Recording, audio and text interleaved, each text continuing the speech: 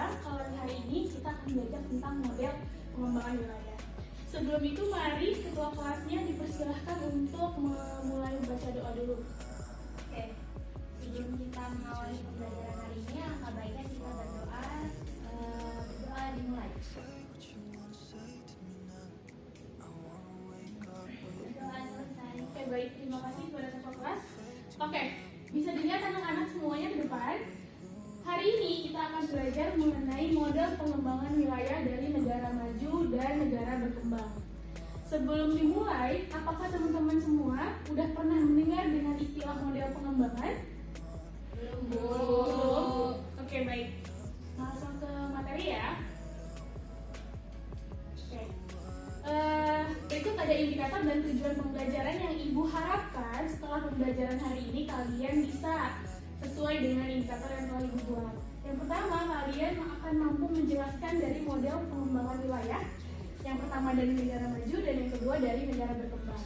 Selanjutnya, yang tadi Ibu udah bilang, apa sih pengembangan wilayah itu? Ya, pengembangan wilayah itu merupakan suatu upaya yang disengaja, di mana dengan maksud untuk mempersejahterakan kehidupan negara-negara yang ada di dalamnya.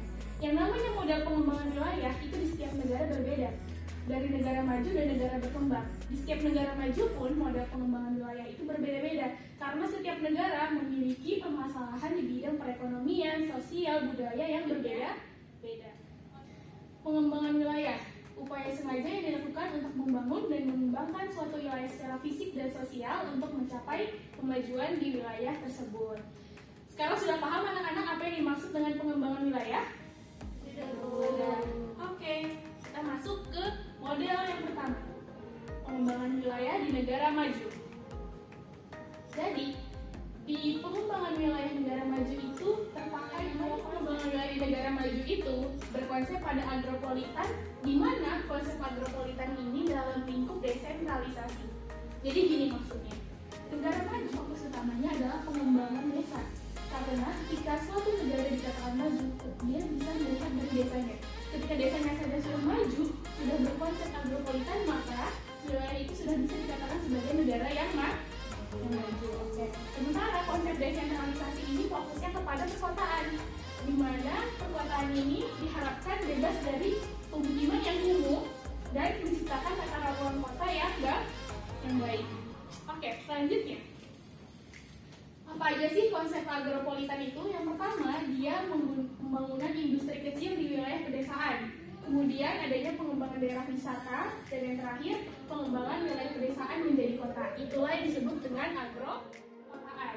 Nah, positifnya dari konsep desentralisasi atau keuntungan yang diperoleh dari negara yang menggunakan konsep desentralisasi ini, biayanya rendah dalam pembangunan fasilitas. Kemudian dia mendorong wilayah pedesaan untuk berkembang. Ketika suatu kota sudah melakukan desentralisasi, maka wilayah desa di sekitarnya ini ikut terpacu dengan perkembangan kota di sekitarnya. Kemudian masalah-masalah sosial dapat ditekan karena konsepnya sudah rapi, tata ruangnya sudah baik, maka masalah-masalah kota dapat dipetakan dengan baik dan benar. Selanjutnya adanya pemerataan dari hasil pembangunan. Seperti itu ya. Oke. Selanjutnya ada model pengembangan wilayah di negara maju. Itu ada 5 ya. Yang pertama ada CBD atau Central Business District. Zona ini di luar dari CBD dan dikelilingi oleh pemukiman elit. Yang ketiga ada zona pemukiman kelas elit, yang mana dia terletak di sepanjang jalur perdagangan. Yang ketiga ada zona of modernity. Dia fasilitas kotanya cukup lengkap. Yang terakhir lingkungan perumahan yang kumuh ya. Selanjutnya kita masuk ke wilayah berkembang.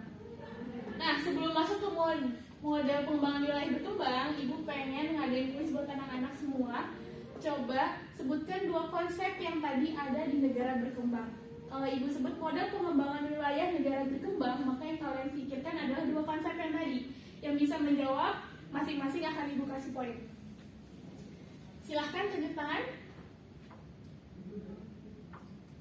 Siapapun, ada yang bisa jawab? Konsep yang tadi? Satu aja nggak apa-apa, Bu. Boleh, 1 juga boleh. Konsep desentralisasi. Oke, konsep desentralisasi.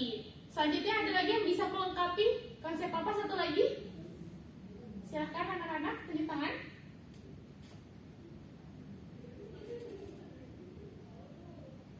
Siapa? Agropolitan kan Bu? Iya, pintar sekali. Rafika dan Devita akan Ibu kasih poin. Yang lainnya harus menyusul ya. Kasih, Oke, Bu. sama-sama. Lanjut ya. Selanjutnya adalah karakteristik perkotaan di negara berkembang. Bisa dilihat ya.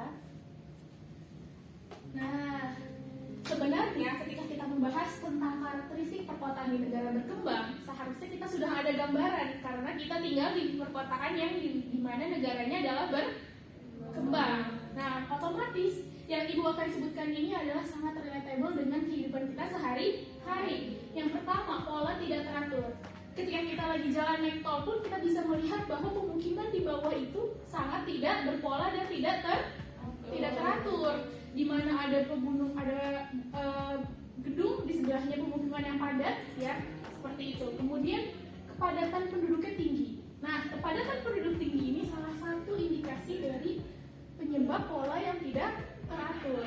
Itu pemukimannya jadi kumuh dan liar. Salah satu indikasi dari pola yang tidak teratur itu pemukimannya menjadi kumuh dan liar. Nah, ini semua terjadi akibat adanya urbanisasi yang orang-orang di sana itu merasa memiliki keinginan untuk tinggal di kota agar kehidupannya lebih sejahtera. Padahal aslinya di kota jadi impact dari adanya urbanisasi, akibatnya di kotanya jadi kumuh dan liar seperti itu. Nah, selanjutnya merupakan ciri dari daerah kumuh. Yang pertama itu pola pemukiman yang tidak teratur, status rumahnya tidak permanen. Nah, ini sering banget nih terjadi di bantaran-bantaran kali di daerah Jakarta. Terutama di daerah tempat Ibu tinggal ya. Itu banyak banget kali, kemudian di sekitar kali itu tinggallah penduduk-penduduk yang sebenarnya perumahan itu tidak ada surat atas izin bangunan, ya, izin mendirikan bangunan, surat IMB seperti itu. Nah, minimnya fasilitas MCK, kemudian sanitasi yang sangat buruk. Selanjutnya yang terakhir yaitu perbandingan pengembangan wilayah dari negara maju dan negara berkembang. Yang Ibu sudah bilang, pokoknya setiap negara itu memiliki masalah yang berbeda. Karena setiap masalahnya yang berbeda, maka pengembangan wilayah di setiap negara pun pasti berbeda. Mau dia sama-sama negara maju pun, pasti pengembangan wilayahnya berbeda. Tergantung dari kebijakan pemerintah atas permasalahan yang ada di negara tersebut. Lanjut. Nah, ini merupakan teori pengembangan wilayah. Sebenarnya Ibu cukupkan materi sampai sini. 3 materi ini akan menjadi PR untuk kalian. Silahkan dicari maksud dari 3 teori ini, kemudian kirim ke email Ibu ya. Deadline-nya malam ini ya anak-anak ya. Tolong dikirimkan. Kenapa? Besok ya Bu, besok. Aduh, tidak bisa, harus malam ini ya.